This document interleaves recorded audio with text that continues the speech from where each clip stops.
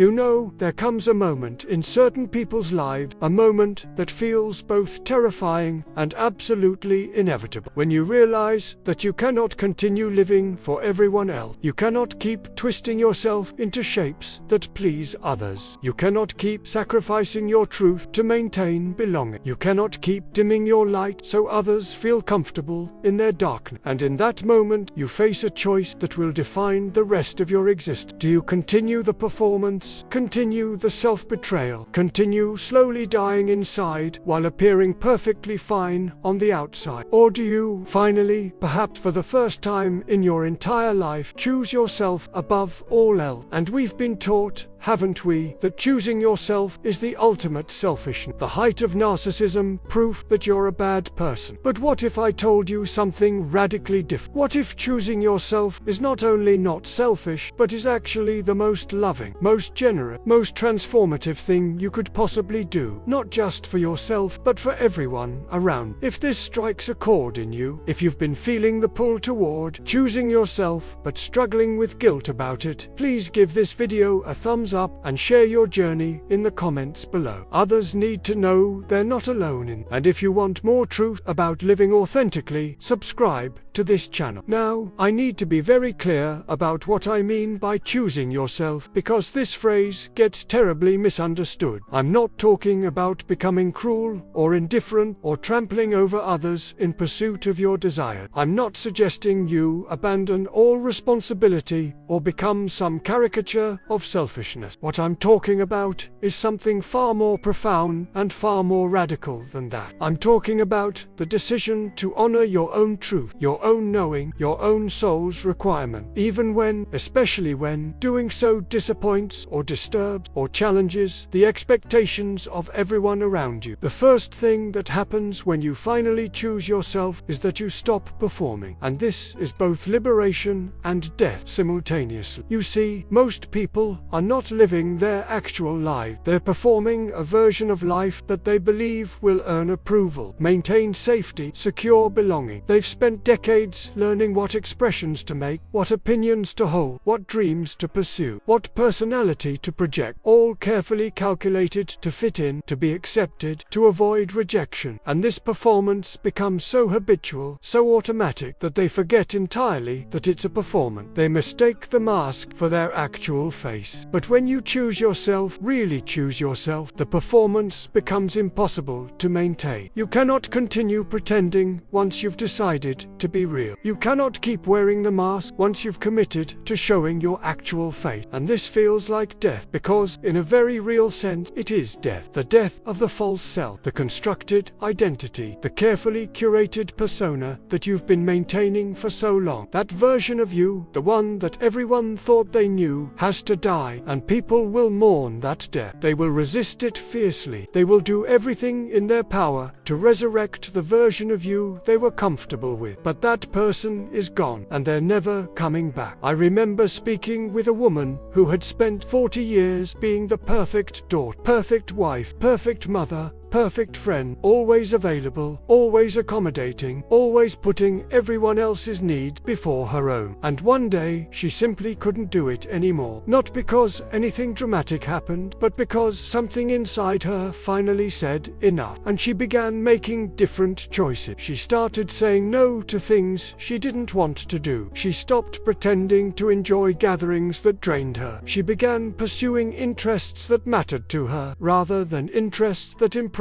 others. And her family was outraged, genuinely outraged. They kept saying, "What's wrong with you? You've changed. This isn't like you. Why are you being so self?" But what they really meant was, why won't you keep performing the role we need you to play? Why won't you keep sacrificing yourself for our comfort? And she had to let them be outraged, had to let them be disappointed, because the alternative was continuing to betray herself. And she had finally realized that self-betrayal is the worst betrayal of all. The second thing that happens when you choose yourself is that you experience profound guilt, and you must understand that this guilt is not evidence that you're doing something wrong. This guilt is the old programming fighting for survival. You've been conditioned your entire life to believe that your value comes from what you do for others, that your worth is measured by your usefulness, that being a good person means perpetually sacrificing your own need. And when you start choosing yourself, every bit of that conditioning rises up to punish you. You'll hear voices in your head, sometimes your own voice, sometimes the voices of parents or teachers or society, telling you that you're being selfish, that you should be ashamed, that you're disappointing people, that you're not enough unless you're giving and doing and performing. And this guilt can be absolutely crushing, overwhelming, paralyzing. Many people turn back at this point. They decide the guilt is too much to bear, and they return to their old patterns of self-abandon, convincing themselves that it's noble to suffer, spiritual to sacrifice, loving to betray their own truth. But here's what you must understand with absolute clarity: that guilt is not your intuition telling you you're wrong. That guilt is your conditioning trying to pull you back into unconscious, back into the patterns that kept you small and manageable and convenient for everyone else. Real guilt emerges when you violate your genuine value, when you cause unnecessary harm, when you betray your authentic integrity. But this guilt, this screaming guilt that arises when you start honoring yourself, this is false guilt, conditioned guilt, programmed guilt, and you must learn to recognize it for what it is and move through it anyway, not by suppressing it or fighting it, but by understanding it, acknowledging it, and choosing yourself anyway. The guilt will diminish over time as you prove to yourself again and again that choosing yourself does not make you a monster, does not destroy the world, does not mean you stop loving others. In fact, quite the opposite happens. The third thing that happens when you choose yourself is that your relationships go through a massive sorting. And this sorting, while painful, is absolutely necessary. Some people will leave your life almost immediately, and you need to understand that these were never genuine relationships in the first place. These were transactions. You played a role, they received a benefit. And the moment you stopped playing that role, the relationship had no foundation left to stand on. These people didn't love you. They loved what you did for them. They loved the version of you that served their needs. And when that version disappeared, so did they. And you must let them go without bitterness, without trying to convince them to stay. Because convincing them to stay would require you to go back to performing, to betraying yourself, and you've already decided you won't do that anymore. Other people will resist your transformation fiercely. They'll use every manipulation in the book to try to pull you back. They'll guilt you, shame you, anger you. They'll play victim. They'll threaten abandonment. They'll tell you how much you're hurting them by changing, and you'll be tempted to believe them, tempted to go back, tempted to shrink yourself back down to the size they need you to be. But what's really happening is that your growth is forcing them to confront their own stagnation. Your authenticity is highlighting their performance. Your choice to honor yourself is showing them that they have the same choice, and they're angry at you for it because it's easier to attack you than to face their own fear of choosing themselves. But then something beautiful happens. A few people, the real one, the genuine one, will meet your authentic self with relief and recognition and celebration. These people never needed you to perform. They always sensed there was something more to you beneath the surface. And when you finally show up as your real self, they say, "Oh, there you are. I've been waiting to meet you." These relationships deepen in ways you never imagined possible, because they're no longer based on roles or transactions or performance. They're based on genuine recognition. Consciousness meeting consciousness. Authentic self meeting authentic self. And even if this category is small, even if it's just 2 or 3 people at first, these connections are worth more than 100 superficial relationships combined. The fourth thing that happens when you choose yourself is that you discover your actual preference, desires, and value. Often for the first time, this might sound strange, but most people have no idea what they they actually want, because they've spent their entire lives asking a different question. They've been asking, what should I want? What would make me acceptable? What would impress others? What would earn approval? But when you choose yourself, you finally get to ask, what do I actually want? What genuinely brings me alive? What matters to me when no one else is watching? And the answers to these questions can be startling, even shocking. You might discover that the career you've built is completely wrong for you, that you chose it to please parents or impress peers, rather than because it actually fulfills you. You might realize that the city you're living in suffocates your soul, that you stayed because of obligation rather than genuine desire. You might find that hobbies you've maintained for years bore you senseless, that you only kept doing them because that's what everyone expects. Think of it this way: your true self has been buried under layers and layers of conditioning, of should and must and supposed to, and choosing yourself is like an archaeological dig. You're carefully removing all those layers to discover what's actually underneath, who you actually are when all the false programming is stripped away. And what you find might be completely different from what you've been presenting to the world. You might find that you're quieter than you pretended to be, or louder. You might discover you're more creative, more intellectual, more spiritual, more practical than the role you were playing allowed you to express. You might find desires and dreams that you buried so deep you forgot they existed. And as these discoveries emerge, you get to make new choices, real choices, choices based on your authentic truth rather than on fear or obligation or the need for approval. The fifth thing that happens when you choose yourself is that you stop trying to control how others perceive. And this is perhaps the most liberating shift of all. When you're performing, when you're living for others, you're constantly managing perception, constantly monitoring how you're being received, constantly adjusting your presentation based on feedback. You're exhausted from this perpetual self-monitoring, this endless calculation of how to be received well. But when you choose yourself, when you commit to authenticity, you have to release control over how others perceive. You have to accept that some people will misunderstand you, some will judge you, some will create stories about you that have nothing to do with your actual truth, and that has to be okay with you. This doesn't mean you become reckless or intentionally provocative. It means you stop contorting yourself trying to control the uncontrollable. You speak your truth and let others interpret it however they need to. You make your choices and let others judge them however they will. You show up authentically and accept that not everyone will appreciate or understand your authentic self. And paradoxically, this release of control actually makes you more magnetic, more attractive, more powerful, because people can sense when someone is no longer performing, when someone has stopped caring about managing perception. There's a solidity to it, a groundedness, a realness that's incredibly rare and incredibly compelling. Not to everyone, certainly. Some people will be repelled by your authenticity, but the right people, the real people, will be drawn to it like moth to flame. The sixth thing that happens when you choose yourself is that you access unprecedented level of energy and creativity and aliveness. And this makes perfect sense when you think about all that energy you were spending on performing, on managing perception, on betraying yourself, on maintaining masks. That energy is now available for actually living. It's like you've been carrying a massive weight your entire life and you've suddenly put it down. You didn't even realize how heavy it was until you stopped carrying it. People who make this shift often describe it in remarkably similar way. They say things like, I feel like I'm finally alive for the first time, like I've been asleep my whole life and suddenly woke up, like colors are brighter and food tastes better and I can finally breathe fully. This is not exaggeration or metaphor. This is the actual experience of coming home to yourself after years or decades of abandoning yourself. And here's what's truly remarkable. When you choose yourself, when you honor your truth, when you live authentically, you give others permission to do the same. Not by telling them they should, not by preaching or teaching or convincing, but simply by being a living example that it's possible, that that you can choose yourself and survive, that authenticity doesn't destroy you, that the world doesn't end when you stop performing. You become a permission slip, a proof of possibility. And some people, the ones who are ready, the ones who are tired of their own performances, will see you and think, if they can do it, maybe I can too. This is how consciousness spread, not through force or argument or evangelism, but through example, through demonstration, through one person daring to be real and inspiring others to consider that they could be real too. Now, I want to be honest with you about something crucial. Choosing yourself is not a one-time decision. It's not like you make this choice once and then everything is permanently transformed. Choosing yourself is a practice, a daily commitment, a moment-by-moment decision. You'll face countless situations where you're tempted to go back to the old pattern, to perform instead of being real, to betray yourself to keep the peace, to shrink yourself to make others comfortable. And each time, you'll have to choose again. Choose yourself or choose the performance. Choose your truth or choose approval. Choose authenticity or choose belonging. And some days you'll fail. Some days you'll slip back into old patterns. Some days the pull of conditioning will be too strong and you'll find yourself performing again. And that's okay. That's part of the process. What matters is that you notice when it happened, that you forgive yourself for it, and that you choose yourself again the next time, and the time after that, and the time after that. Over time, choosing yourself becomes more natural, more automatic, more instinctive. The guilt diminishes, the fear lessens, the need for approval loosens its grip, and you discover something absolutely extraordinary. You discover that you're not actually selfish for choosing yourself. You discover that you're actually more capable of genuine love and generosity and service when you're honoring your own truth than you ever were when you were betraying yourself. Because when you were performing, when you were abandoning yourself to please others, your giving came from depletion, from emptiness, from fear. You gave because you were afraid of what would happen if you didn't, because you needed approval, because you were trying to earn love. But when you choose yourself, when you honor your truth, when you fill your own cup first, your giving comes from overflow, from abundance, from genuine desire. You give because you want to, because it genuinely brings you joy, not because you'll be punished or abandoned if you don't. And here's the final thing that happens when you choose yourself, and it might be the most important. You discover that you are enough exactly as you are, without the performance, without the mask, without doing anything for anyone. Your worth is not something you earn through service or sacrifice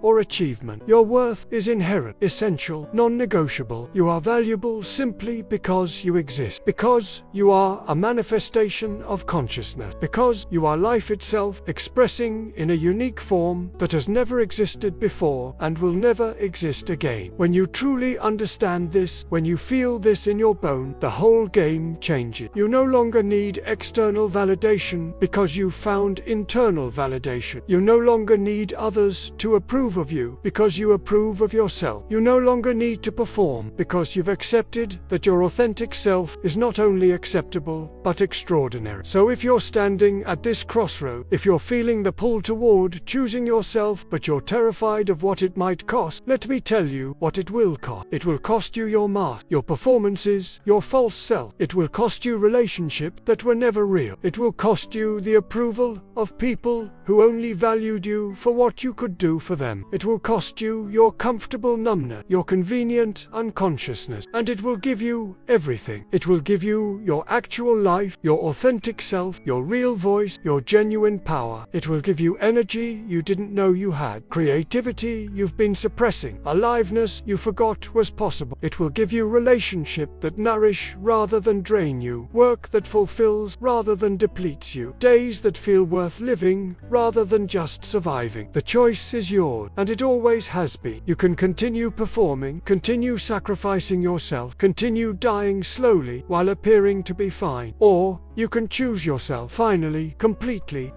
choose your truth over approval, your authenticity over belonging, your soul's requirement over everyone else's expectation. And when you make that choice, really make, not as a concept, but as a lived commitment, you'll discover something that changes everything. You'll discover that choosing yourself was never selfish at all. It was the most loving thing you could possibly do for yourself and for everyone who will ever have the privilege of meeting your your authentic self. That is what happens when you finally choose yourself above all else. You become who you actually are. And that, my friends, is the whole point of this precious, brief, extraordinary life.